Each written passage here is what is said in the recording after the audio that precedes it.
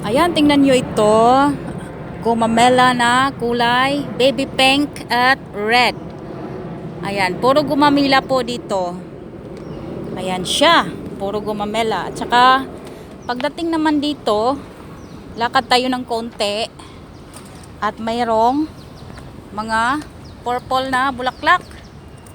Ayan po ay tawag sa amin ay kalamantigi o kalamantigi flowers. Ayan, marami din siya guys. O, tingnan nyo. Nakahanay po siya dito. Nakahanay po ang mga bulaklak ng kalamantigi. Ayan po. Tingnan nyo. Tapos kung nandun ka sa loob, may upuan. Kaya lang mainit. Mamaya maraming naupo dyan. Maliit na ano siya, space. Nasa gitna. Tapos napalibutan siya ng mga green grass. Yan po. At ayan. Ito pong nilakaran ko ay drainage. Napakatibay po at napakaganda ng drainage nila. Malinis. Hanggang doon po yan mga halaman. Ayan, tingnan nyo doon.